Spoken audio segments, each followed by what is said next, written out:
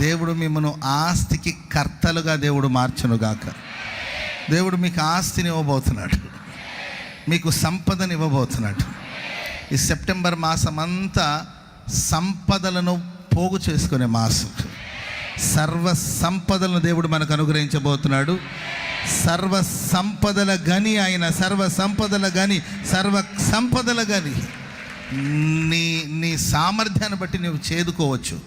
చేదుకు కొద్దిగా సామర్థ్యాన్ని దేవుడు మీకు అనుగ్రహించునుగాక.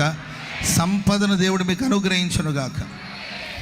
మీలో ప్రతివాడు దానిలో స్వాస్థ్యము పొందుతాడు. ప్రతివాడు 100 మంది ఇంటర్వ్యూకి వెళ్ళారనుకోండి, 100 మందికి జాబులు వచ్చేస్తుందండి.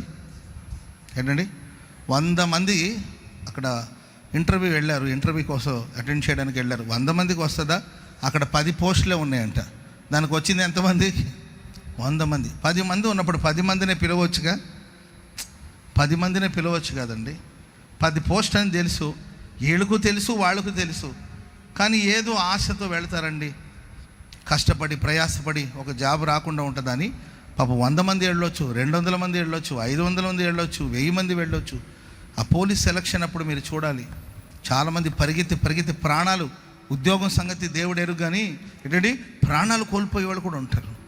ఎలాగో పొందాలి, ఎలాగో ఒక ఉద్యోగాన్ని సంపాదించుకోవాలి, ఎలాగో ఒక ఉద్యోగాన్ని సంపాదించుకోవాలని పరుగున పరిగెత్తి చివరికి అక్కడ వాళ్ళు ఓటమి పాలైపోయి వాళ్ళకి ఆ ఉద్యోగ అవకాశం దొరకగా నిట్టూర్పు విడుస్తూ తిరిగి వచ్చేవాళ్ళు ఎందరెందరో.